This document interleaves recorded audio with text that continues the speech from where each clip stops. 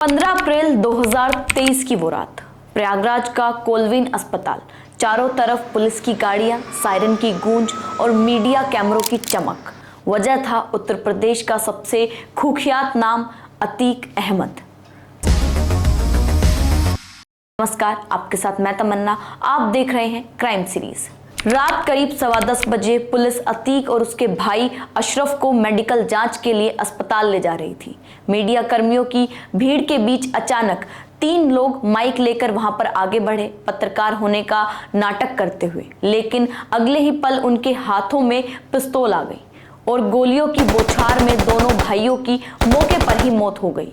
यह पूरा मंजर लाइव कैमरे में कैद हो गया और पूरे देश ने टीवी स्क्रीन पर 2 माफियों का अंत देखा।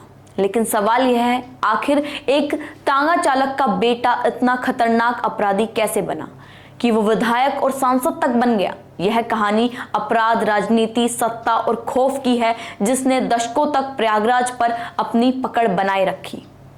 शुरुआती जिंदगी और अपराध की दुनिया में कदम। 10 अगस्त 1962 को इलाहाबाद के कसारी मसारी इलाके में अतीक अहमद का जन्म हुआ। पिता टांगा चलाकर घर चलाते थे, आर्थिक हालत मुश्किल में थे। पिता की ख्वाहिश थी कि बेटा पढ़ लिख कर अच्छी नौकरी करे, लेकिन अतीक का दिल पढ़ाई लिखाई में नहीं लगता था। 1969 में 10वीं में फेल होने के बाद उसने पढ़ाई को पूरी तरीके से छोड़ दिया, अपराध की राह पकड़ ली। शुरुआत हुई मालगाड़ी से, कोयला चोरी से, फिर रेलवे का कबाड़ बेचना और इलाके में वसूली। धीरे धीरे उसने अपनी खुद की एक बड़ी गैंग खड़ी कर ली।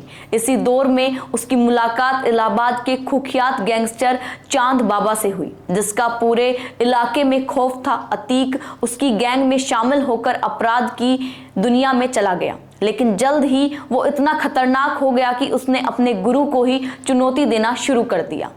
अपराध से राजनीति तक का सफर।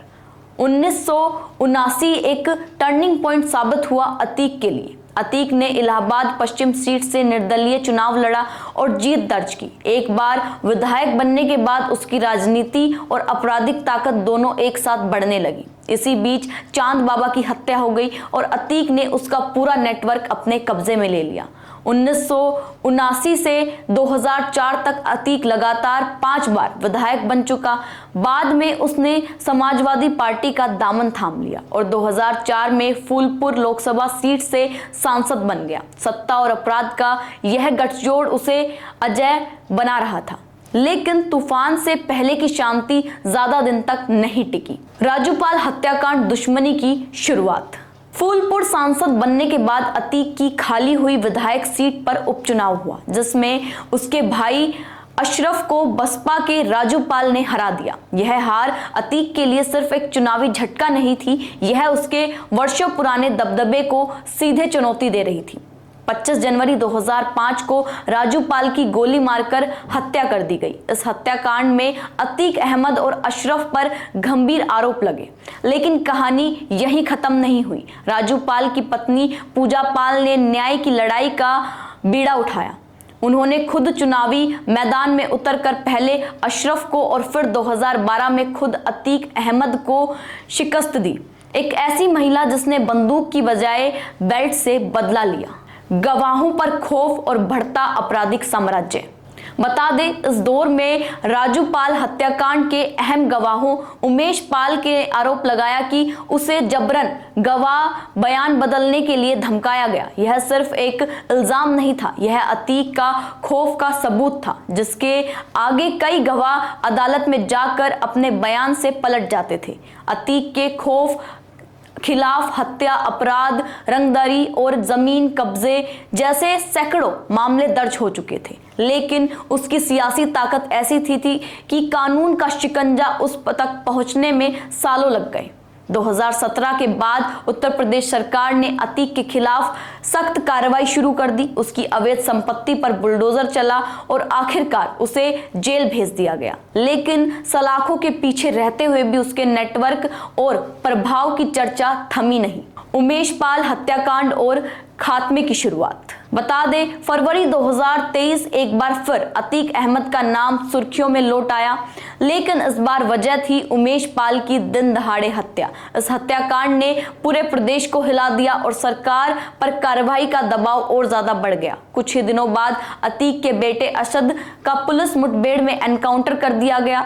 यह उस साम्राज्य के पतन की शुरुआत थी जिसे अतीक अहमद ने दशकों से खड़ा किया था, अंत कैमरों के सामने।